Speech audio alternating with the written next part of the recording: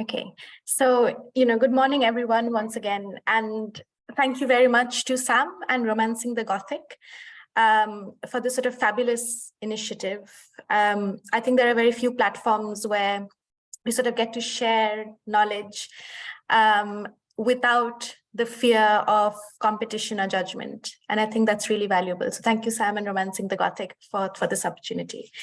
And today I'm going to be speaking a bit about Amos Tutuola, his life, his journey, what his novels are about, what are some of the philosophical ideas and concepts, what are some of the traditions that inform his work.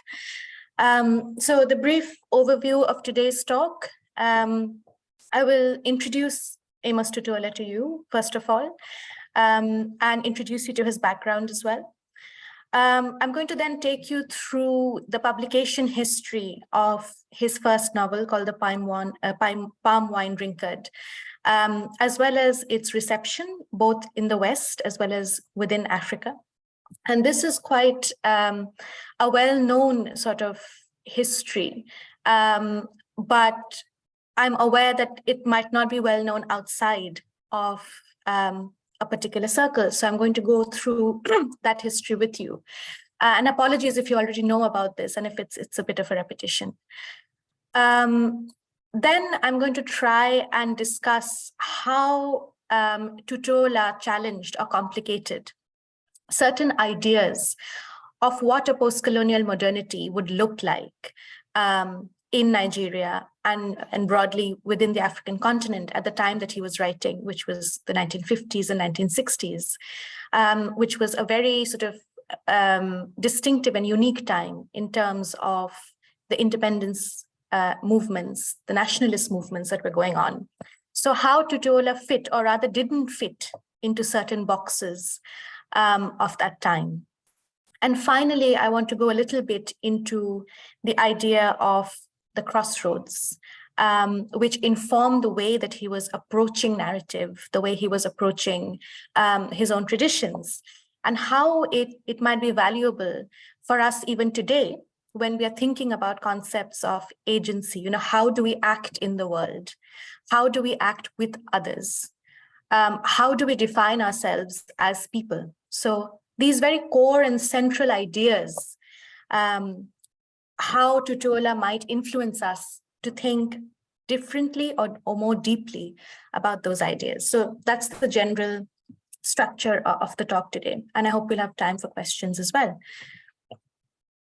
So Amos Tutuola was one of the first Nigerian writers and was a contemporary of Chinua Achebe. So usually when people think African literature, the timeline tends to begin with Achebe. But Tutuola, in fact, was published before Achebe. So Achebe's Things Fall Apart came out in 1958. And his first novel, The Palm Wine Drinkard, was published in 1952. And even though Tutuola is like a widely read author, his status within the canon is quite strange, because people know about his works, people read his works, but the canon seems to begin from Achebe. So Tutuola occupies that strange position of being a non-canonical canonical writer in a strange paradoxical way. So he was born in Abeokuta in Nigeria and was Yoruba, even though his family had converted to Christianity. So Amos Tutuola is actually his Christian name. And he wasn't very well educated in terms of formal education, even though he did try to self-educate throughout his life, whether that included formal education, but also education in orality as well. So he used to go to his village and record oral storytellers. He used to record the storytellers, telling their narratives. And work on that and work that into his novels. So that was another type of education that he was interested in. But in terms of the formal sort of colonial education, he was educated only up to the 6th standard. And he was an extremely bright student, but he belonged to a very poor family. His father was a farmer and he wasn't doing quite well. And after his death, he didn't manage to put himself through school anymore. So for a brief period of time, he worked as a houseboy to a government clerk in Lagos, who put him through school, and he in exchange of his service. But ultimately, he couldn't educate himself to a very high level because of his financial economic constraints. And he therefore didn't really have the wealth, social or cultural capital necessary to really understand the mechanics of the publishing industry, especially at a time when that industry was quite heavily reliant on the sort of missionary activities on UK-based presses. Before the major institutions of national, African literary development, such as the Heinemann Press, etc., before they were established. So he really didn't have the know-how or the capital to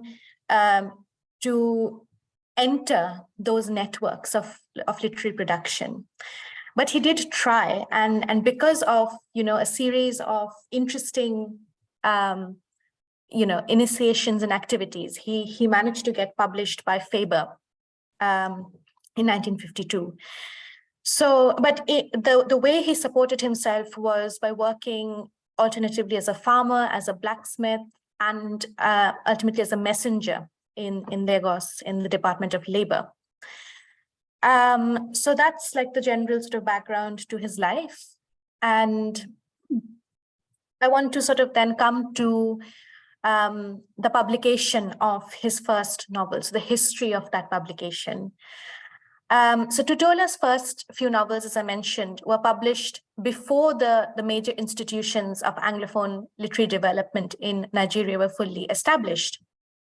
So, for instance, the Heinemann's African Writers series was founded in 1962, which was 10 years before the publication of Tutuola's first novel, and 8 years before the publication of his second, which was My Life in the Bush of Ghosts.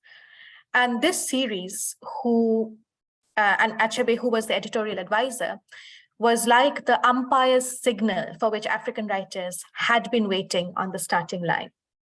So the institution of that series, in many ways, has dominated what we think in terms of early Nigerian writing or just early African writing from the continent.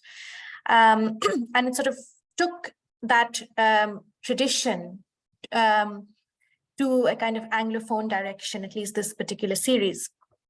And it also was quite heavily invested in the politics of cultural nationalism. And we'll come a bit to how Tutuola was perceived as being not a part of that project, really. So Erik Higo, who was the manager and publisher of Heinemann Educational Books, was not only a published poet and an alumnus of the University of Leeds, but also a close personal friend of Achebe's. And they had studied together at University College Ibadan, along with writers such as J.P. Clark, Elechi Amadi, and Christopher Okigbo.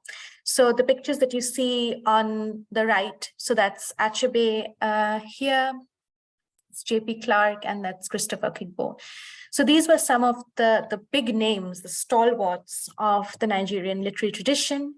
And not only were they writers, they were also friends. They had a close personal network of friendship that they developed through studying in this public education system. And they were also prominent members of the Mbari Club. The picture here is from one of the meetings, which was a cultural platform formed by a German academic who was teaching in Nigeria at the time. And this era, which ushered in modern Nigerian literature, as we know it, was deeply informed by the college's focus on a strong humanities education, which would in turn create lasting friendships between the students of the boarding school, who would then go on to play a definitive role in the making of a modern literary canon. So it wasn't really just a boarding school, it was much more than that. And Terry Ochiaga's book, The Making of a Literary Elite, I think is what it's called, really goes into the history of this college, if you're interested in knowing more about that. And Ochiaga writes that the dual-headed nature of the college as a colonial permutation of the English public school, which functioned as a political device, instilling English cultural and political allegiance and self-assurance of the chosen elite, as well as an institution that sought to give voice to budding writers by equipping them with a superior library, a blooming magazine culture, and a cadre of exceptional teachers, was illustrative of how institutions of colonial modernity shaped literary sensibilities. So what we see here then is the formation of a particular metropolitan literary culture, which was built on the social capital of belonging to this public colonial education system, of belonging to this particular platform, of forming personal friendships that would then go on to define what modern African literature meant in that time. And we see that it was mostly dominated by men. And that's quite an important sort of gap in how we're thinking about the idea of modern African literature, but I can go into that a bit later. So in many ways, Tutuola was trying to find a literary personhood with very little resources from his end. He didn't have access, for instance, to the kind of English cultural and political education that writers like Achebe received, that allowed Achebe to combine African literary traditions and the European traditions in a particular way that became instantly recognizable and admirable to the West. Tutuola himself was also admired in the West, but for very different reasons. And that is sort of evident in the history of the publication history of the palm wine Drinkard and also its reception later on. So Tutuola's first long narrative was called The Wild Hunter in the Bush of Ghosts. This was, he wrote this before the palm wine Drinkard. And it was inspired by Yoruba writer Fagunwa's popular Yoruba language novel, which Wole Soyinka has translated into English as Forest of a Thousand Demons. And his writings took as their primary inspiration oral genres, such as the quest narrative form, folk tales, riddles, proverbs, hunter's tales, and so on. So it's not just one thing that he was borrowing from, but it was a patchwork of several influences that inspired Tutuola. So in the late 1940s, he finished his first draft of the palm wine Drinkard, which would go on to be his first published novel. And he sent off this draft to Lutterworth Press in the UK, based on an advertisement he had come across in Nigerian magazine. So he saw that there was a list of African writers, and he was inspired to just, sort of send off this first draft of his novel to Lutterworth Press, because he thought, why not? Let me take a shot. Basically, that was it. Like, he didn't have much more thought behind it than, I want to express myself. Here's an opportunity. Let me go for it. So this manuscript was received by Mary Senior, who was at the time the Assistant Secretary of the United Society for Christian Literature, which founded Lutterworth Press. And Senior declined the manuscript because she didn't think that there would be a market for it. But she was very interested in such a narrative as it was written by a quote-unquote African. And she forwarded it to Thomas Nelson and Sons. So they too declined it and said, we don't know what to do with this really. We can't figure this out. And sent it back to Lutterworth Press. Jocelyn Oliver, who was then the book editor, and by the way, all of this history is summarized in much more detail and very well by Bernard Linfers in Amos Tutuola Search for a Publisher. So if you're interested, you can look at that essay, where he goes into the correspondences and has excerpts from the letters that were exchanged between them. And if you are by any chance sort of based in the States, then the Harry Ransom Center holds all of the Tutuola archives. And hopefully one day I will get to visit that archive. But anyway, so Jocelyn Oliver forwarded the manuscript to Faber, having recognized Tutuola's literary talent. And there was a slight tension between Oliver's position, who was like, okay, we are reading a work that is literary, that has literary talent. Whereas there's a typo here. So the recognition which was in tension with seniors who thought, okay, this is an interesting anthropological exercise of, reading about an African writer writing, such things. And that too, trying to write in English, that was the kind of attitude that senior might have had, even though she was generally quite supportive of the draft. So this manuscript was then sent off to Faber, and Geoffrey Faber of Faber and Faber wrote quite anxiously to Darrell Ford, who was then an Africanist teaching in the anthropology department at University College London. And Faber was very keen to certify from an anthropologist that, quote unquote, the long rambling ghost, spook, and juju story by a West African native actually had its roots in the common West African mind. And Ford forwarded this to another anthropologist who was originally from Nigeria, from the same region that Tutuola came from. And he said, okay, could you verify whether this narrative actually has its roots in the common West African mind? And that correspondence is perhaps lost, but he most possibly did say that, yes, it does, because on the basis of that, Faber then offered a contract to Tutuola for the Palm Wine Drinkard in 1951. But of course, we can see here how that publication history was bound up with several other, considering factors, most of which were determined by a sort of anthropological racial interest in whether this narrative could give Western audiences an insight into an essential and common West African mind. So that was the motivation to explore, what Tutuola was doing.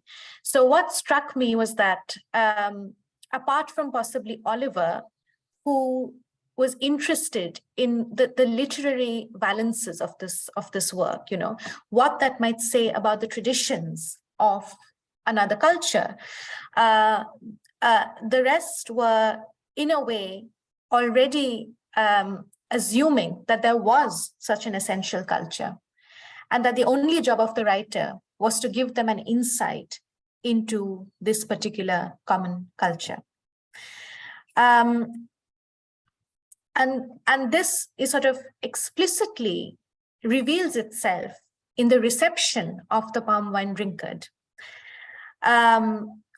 which, received quote unquote positive reviews. But of course that, the sense of positive appreciation with Tutuola was based as much on bewilderment and surprise as it was on any genuine recognition of respect or of something that was not condescension in a way. So Dylan Thomas, whose review of the Palm Wine Drinkard was quite popular, he referred to the novel as a bewitching story written in young English by a West African. So then again, those markers of race and identity. And then the idea that, this is written in young English. So that ascription of childlike qualities, that implicit ascription of childlike qualities to this writer was evident in Dylan Thomas's review.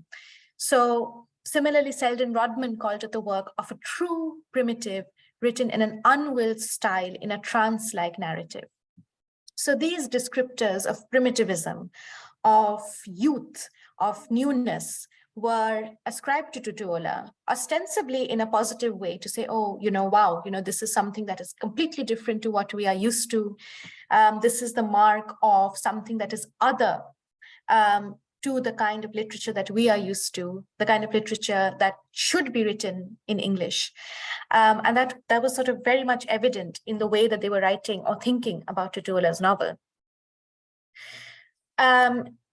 Similarly, in his foreword to My Life in the Bush of Ghosts, Geoffrey Parrinder noted that Tutuola's original and highly imaginative writing was not only the beginning of a new type of Afro-English literature, but that it had scientific value, which would raise the interest of the anthropologist and the student of comparative religion in the unrecorded mythology of West Africa.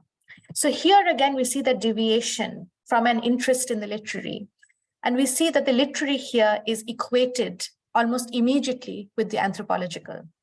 So it fuels the sort of anthropological gaze into African literary traditions and cultures. And T.S. Eliot of Faber expressed his trepidation about Tutuola turning out to be a problem child in churning out sequels to the palm wine Drinkard, which according to him would not continue to engage an audience beyond students of social psychology and colonial policy. So even before it had a chance to be assessed for its literary merit or values, this book's reception in the West, in a way, revealed certain anxieties about Africans writing in English and of Africans writing not in young English, but in the English that would not adhere to certain quote unquote standards, right? And again, we see that it's not only about racial difference. It's not about, racism only. It is also about class, who has access to learning that kind of English within the African continent, and who can then use that acquisition to write novels that would introduce you to a different culture, but something that would still be recognizable to you.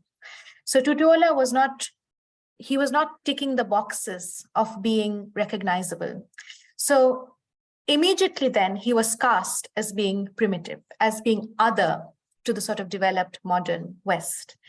And this view was in fact, in a very different way, repeated within the African continent itself. So some elite African critics, some elite readers of Tutuola's works, denounced his novels on the very grounds that they were objects of such fascination in the West. So in one of the letters, Babasala Johnson states that the readers should face facts by stating that Tutuola's use of the English language was foreign to West Africans and English people alike, that most of his plots were borrowed from Fagunwa's Forest of a Thousand Demons, that's the Yoruba title, or Bujo Ode, and that on these counts, the palm wine Drinkard should not have been published at all. So some African readers were outraged that this was the type of work that was gaining prominence in the West. And they held that, this just upholds a sort of quote unquote barbaric picture of Africa. This encourages the kind of exoticism that we don't want for ourselves. So in another letter, Akinjobin reiterated Johnson's position and suggested that unique prominence was being given to Tutuola's books, which showed no literary value or marks of possible future development, and were even incapable of giving accurate information about Africa or Nigeria for that matter. So here again, there is that strain of anthropological discussion, that it doesn't give accurate information about African cultures.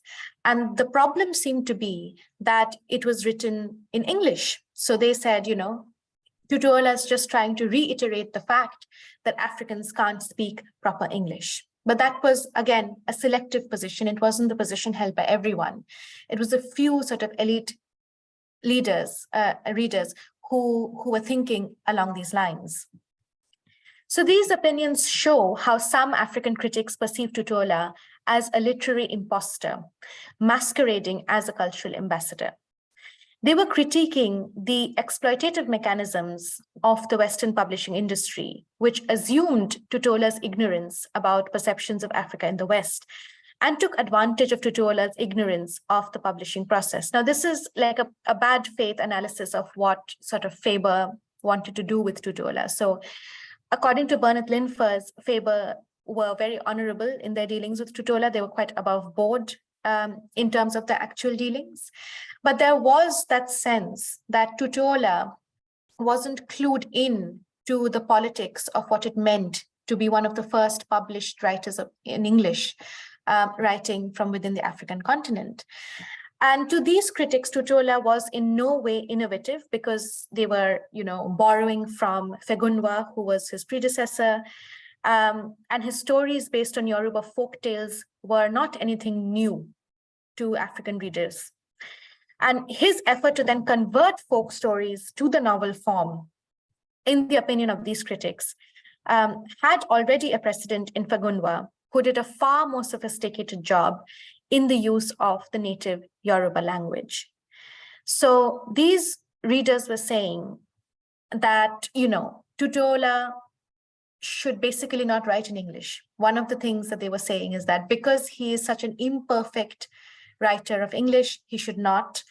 They were also implicitly saying that anything that was based on the oral tradition perhaps did not have a space within a sort of Anglophone idea of cultural nationalism.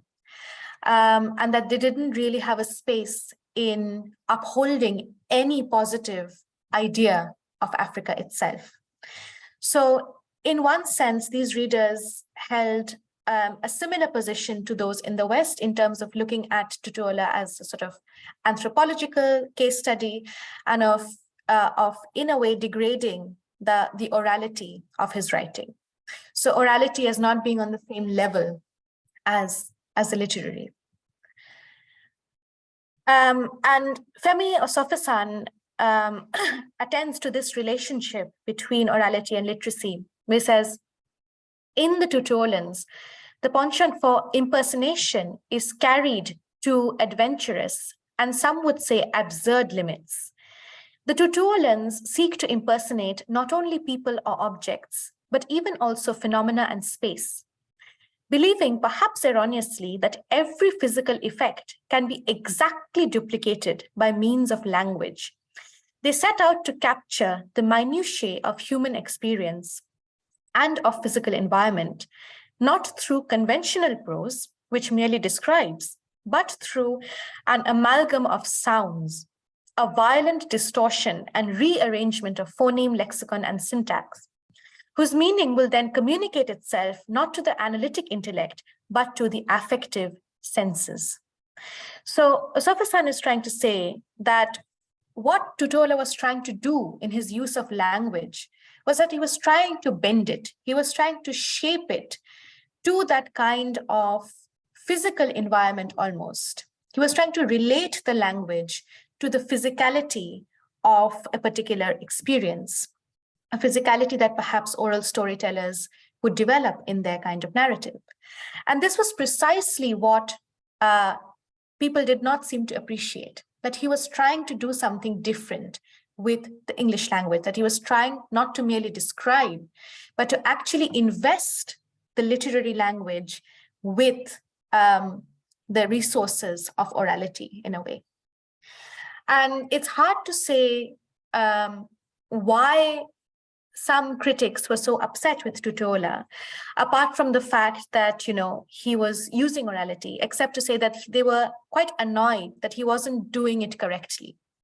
So this sense that, of Tutuola writing in young English or Tutuola not being able to do something correctly, that was one of the lasting kinds of criticism of his works. And I'll get into that a bit later on what that might mean. And, in a way, Tutuola's narratives display a cross-pollination of genres and forms by selectively and strategically deploying elements from folkloric traditions within them. So it's not just one tradition that he's borrowing from, but several. And the product then is quite unique in terms of what he does. So the literary structures created in Tutuola's works incorporate folktales not merely as markers of authenticity that reproduce past styles of storytelling, but as modern forms of knowledge capable of inflecting the structures within which they are accommodated. So in Tutuola's narratives, he's not using orality to authenticate a particular idea of Africa. He's not saying that, look, I'm including orality, so that means this is an African text. It can be marked, it can be branded as an African text. He wasn't really doing that. What he was trying to do instead was that he was trying to actually create a type of English that would be authentic to his own experience. And that experience was not an experience of being nostalgic towards the past, right?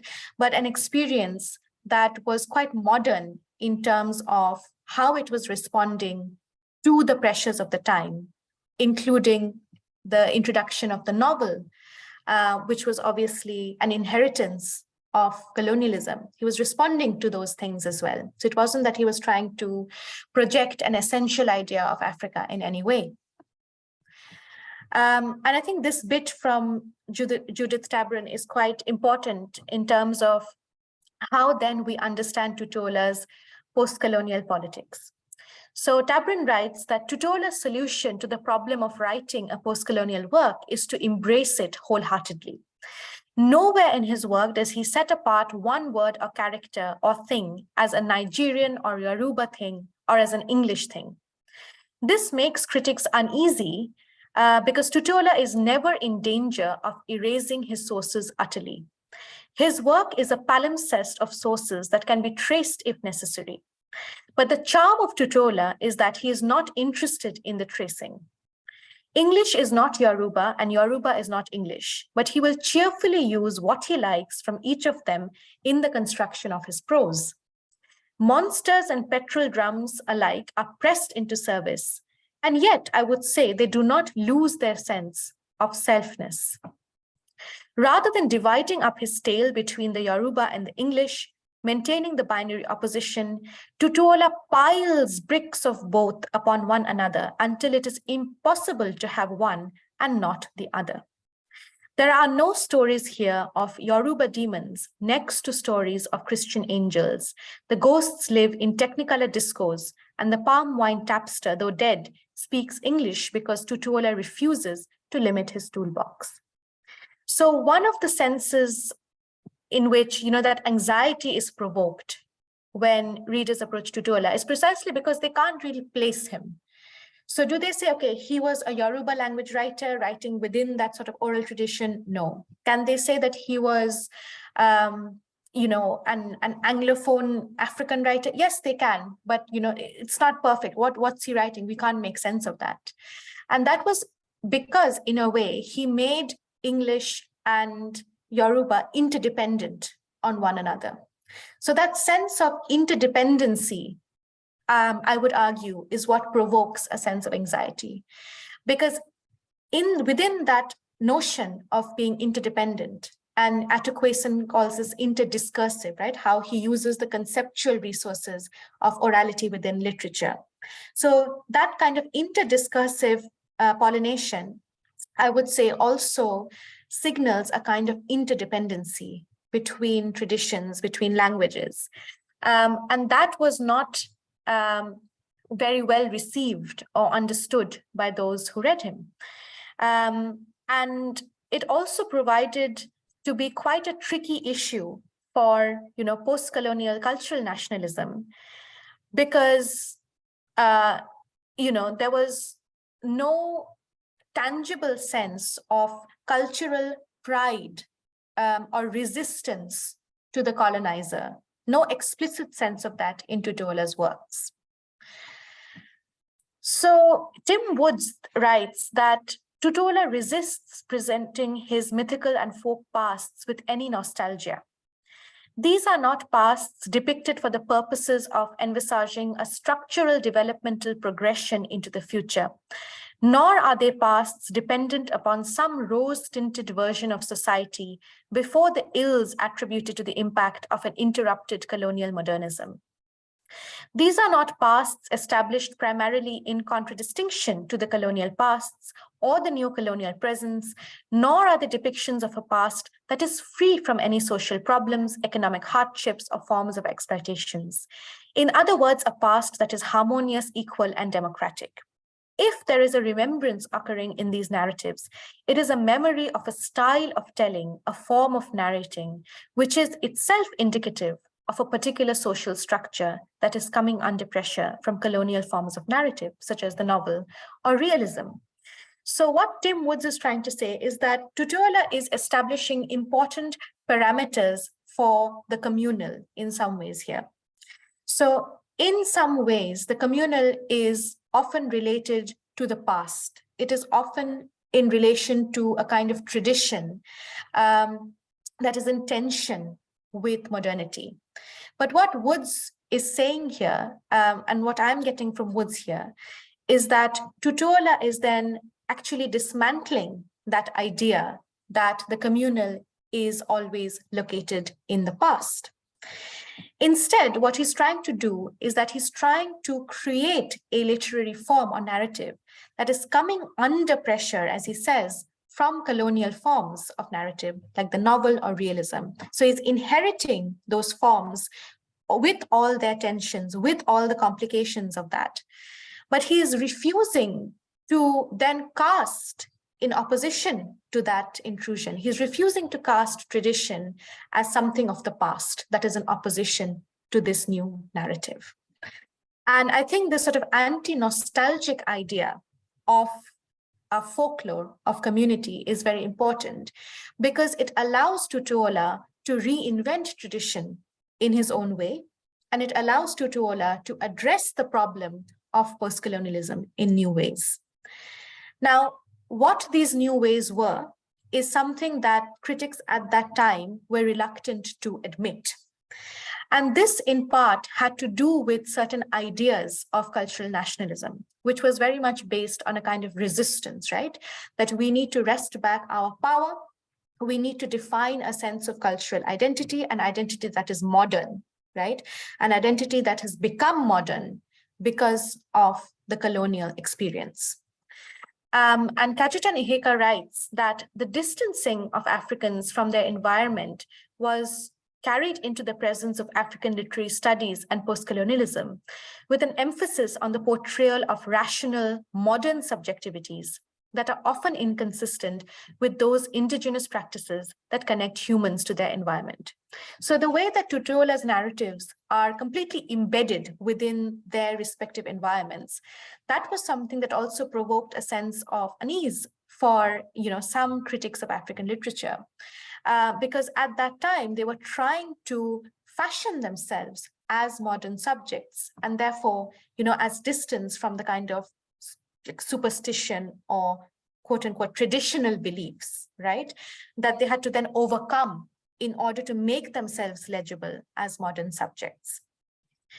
And so Tutuola's works then posed a significant challenge to a particular modernist vision of the 1950s, which aligned itself with a human-centric understanding of modern subjectivity.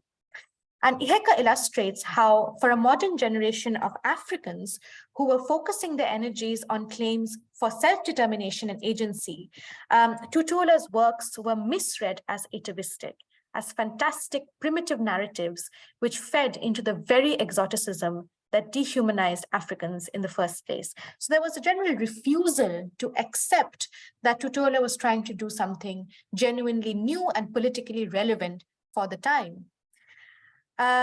So agency then in Tutuola's text is not expressed as the consolidation of a damaged psyche.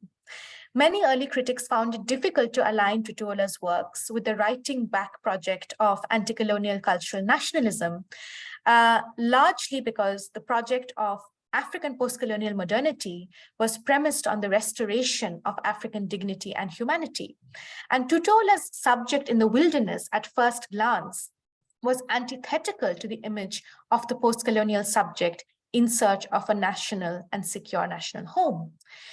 But this is where actually Tutuola was making the change. So instead of dramatizing agency as a resistance-based activity that, now Africans are modern subjects and they deserve their own power and they can write back to that imperial center, what Tutuola is trying to do is to create a sense of modernity that is relational, that doesn't distinguish between the modern and the traditional, that doesn't separate the spiritual from the physical, and so on. So his model of power is not based on gaining or wresting power, but on sharing and distributing power. And this was quite understandably both a radical but also a compromised position, because it was not easily assimilable into the narratives of nationalist agency at the time. And this is what marks his distinctive position as an author writing his first novels in the waning decades of colonial rule, in part due to his personal profile as a messenger for the Labor Department, who still retained more or less direct access to the storytelling practices of his village community. And his background, as a result, informs the way his works engage both with Yoruba oral traditions as well as with institutions of literary modernity. So he's not trying to place them in a hierarchical relationship. He's trying to create a form that can accommodate both. And yet, instead of being recognized as a figure who enacts these complex crossroads in his person as well as in his fiction, Tutuola's works have largely been canonized in terms of their exclusion from the canon. I'm going to quickly go through then some defining philosophical articulations of subjectivity in his works. And this is what, Francis Nyamjo, a South African scholar, calls a convivial sense that we get from Tutuola, where, African ontological ideas of reality, which maintain incompleteness as an ordinary way of being human or being anything in the universe. So this incompleteness for Tutuola becomes a positive philosophy.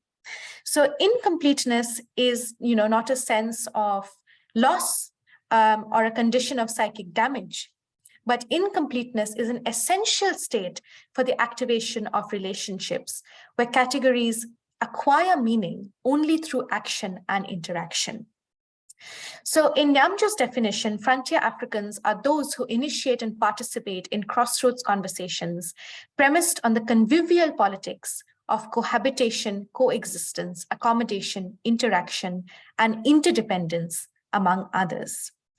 And this collapses the dichotomies between nature and culture, the visible and the invisible, tradition and modernity, Africa and Europe, gods, spirits, ghosts, animals, and kindred creatures of the bush and humans.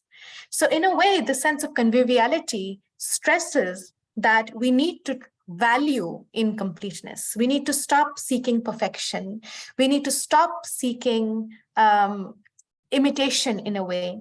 And we need to invest in that sense that we are not complete by ourselves, and we need other people. We need to share our power with other people in order to participate in any meaningful conversation. And I don't know what you think about this idea, whether it is politically valuable, whether it is just a utopian idea, whether it can translate to different contexts. I'm very curious to hear what you think about this idea of conviviality, especially as it relates also to academic practice, I think, and the way that we are in the world with others.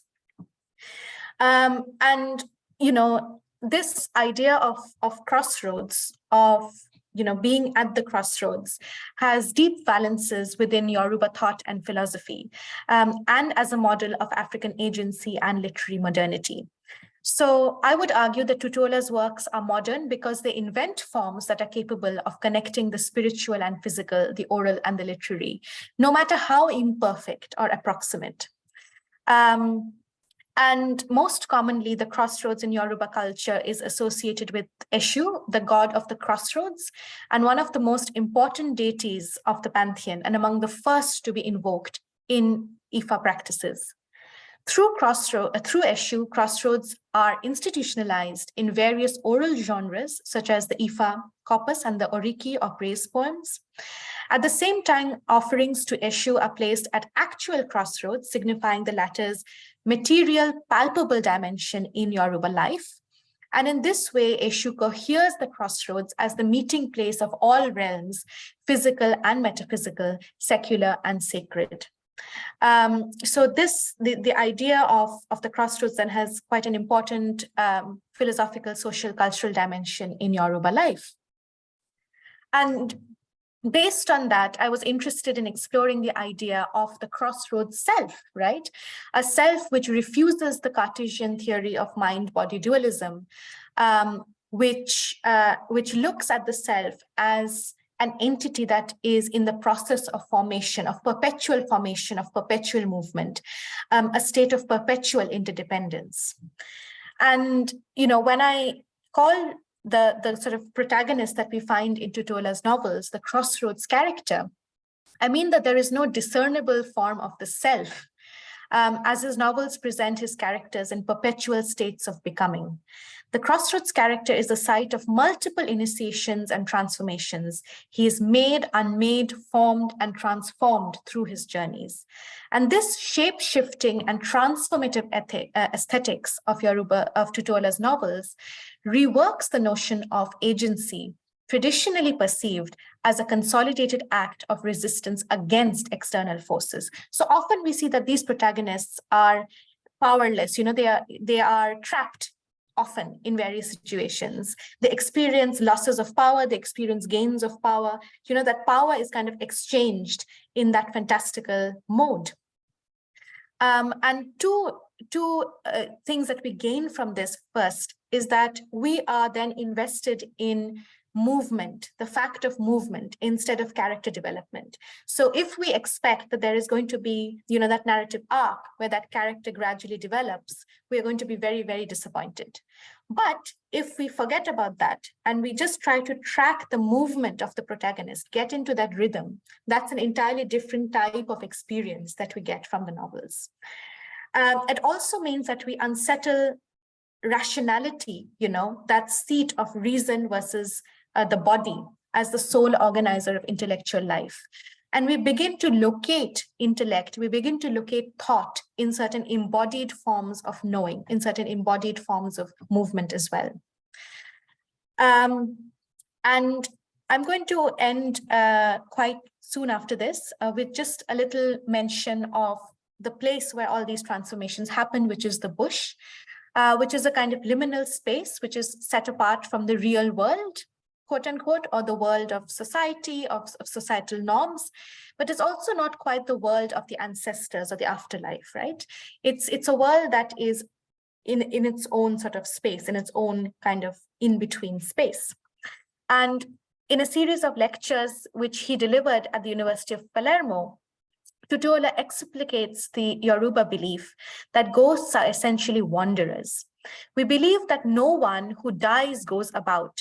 It is not that when the body is buried, that is the end of it. No, he will still be going about. So often when Tutuola speaks of ghosts, he speaks of them as ontologically real, right? As real as living human beings.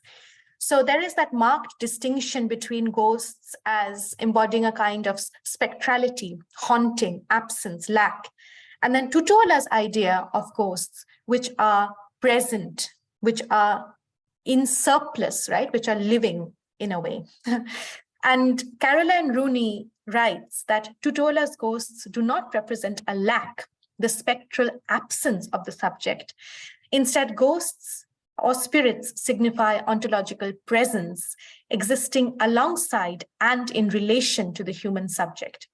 So Tutuola's pluriverse therefore comprises humans, animals, creatures, ex-human ghosts, and non-human living creatures. So a plurality of life, as it were. And in that way, this feeds into the kind of unpredictability and dynamism of the bush itself, where borders that appear inviolable sort of morph magically. Land begins to talk when trampled upon, and the same laws of transformation turn the protagonist into an animal of labor, but also allow him to magically change into other creatures to secure escape. So that kind of porous subjectivity, where you have the ability to become other than yourself. And I'm going to skip this slide. I can go over this later. And I want to end with a few pointers on how to then read Tutuola through all of these, notions. So Sarah Nuttall writes that Tutuola hits back, if you like, by ignoring the other. Rather than seeking to explain himself, he shows that the other does not have access to anything. So 3 ways in which we can try and, approach his novels. So first, through incompleteness, through movement.